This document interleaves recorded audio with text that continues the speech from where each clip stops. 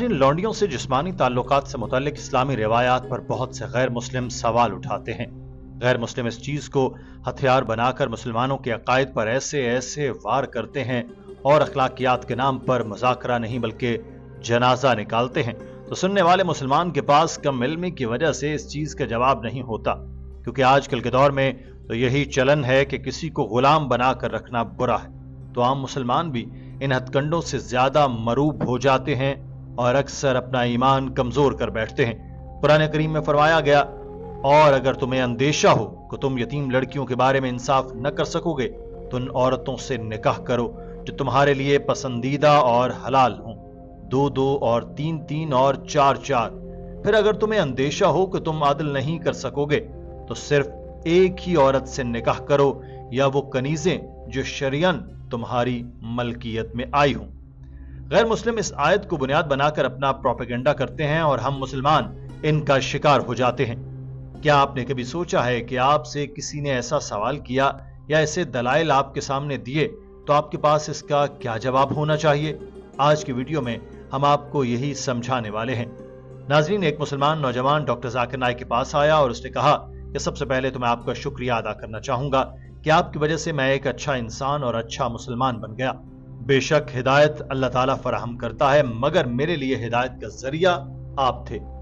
میرا سوال یہ ہے کہ میں نے قرآن پاک میں پڑھا ہے کہ حضرت محمد صلی اللہ علیہ وسلم کے وقت میں ایک مردوں کے لیے غلام رکھنا درست تھا اور مسلمان ان کے ساتھ ہم بستری بھی کر سکتے تھے نکاح کے بغیر، اور یہ جائز بھی تھا۔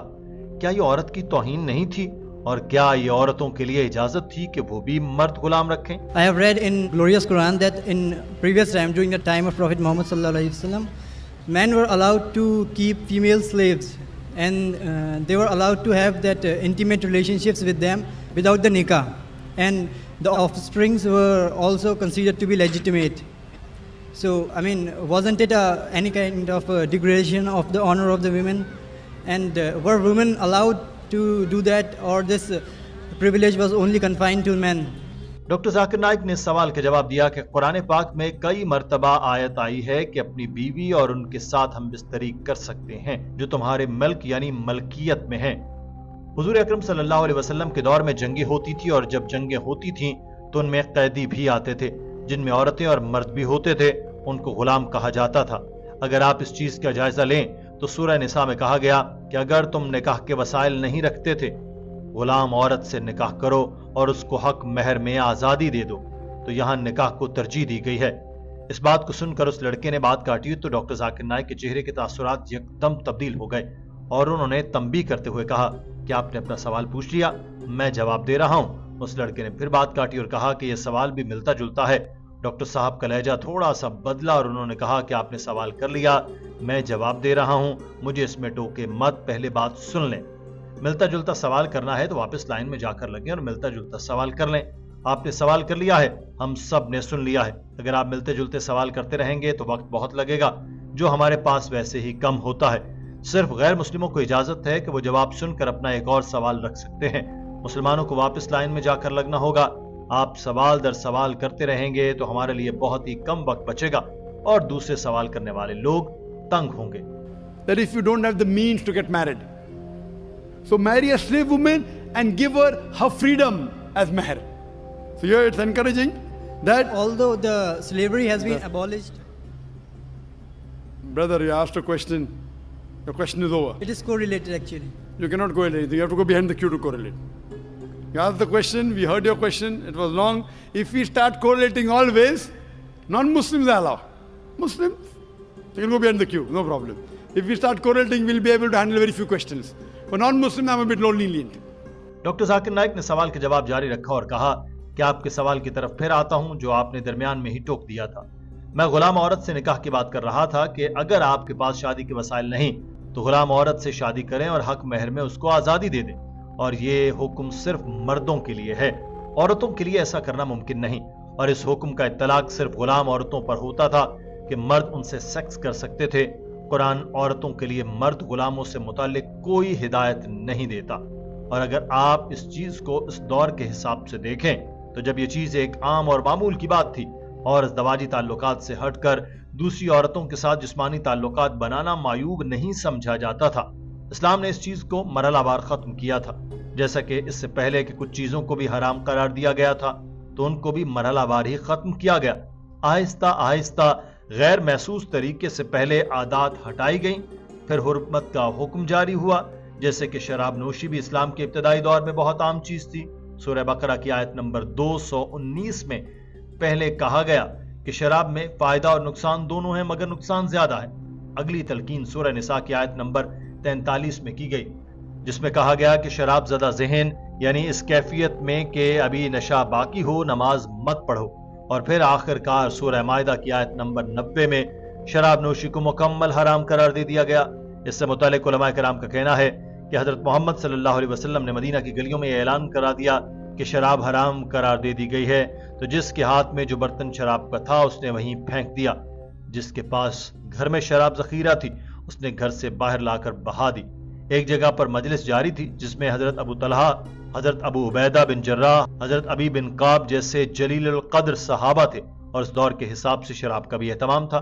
مگر جب ان صحابہ کرام نے یہ منادی سنی کہ شراب کی حرمت کا حکم جاری ہو چکا ہے تو جس کے ہاتھ میں موجود گلاس بھی ہونٹوں کے قریب پہنچا ہوا تھا انہوں نے پیا نہیں بلکہ وہیں سے باہر گلیوں میں پھینک دیا۔ مدینہ کی گلیوں میں شراب اس طرح بہ رہی تھی جیسے سیلاب آ گیا ہو۔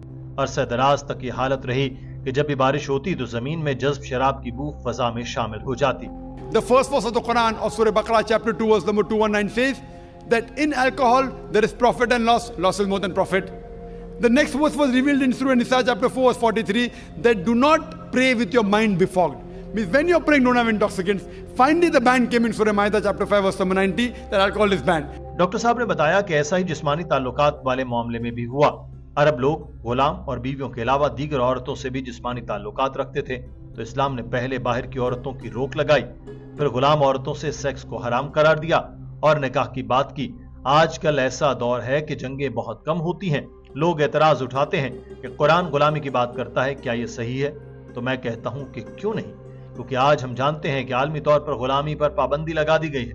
مگر کیا آپ جانتے ہیں کہ گوانتانامو بے میں کیا ہوا؟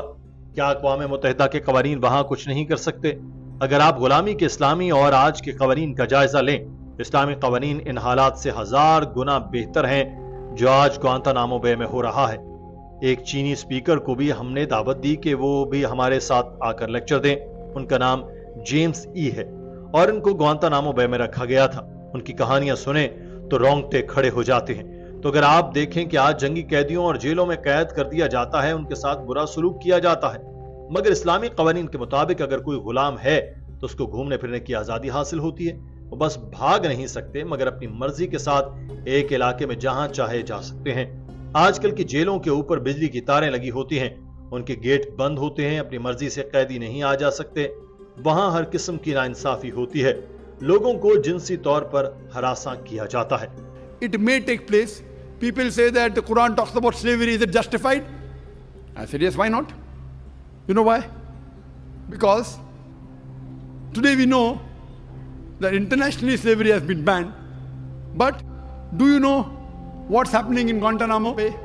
In the normal prisoner of war, you have prison camps with electric wires, they can't go out.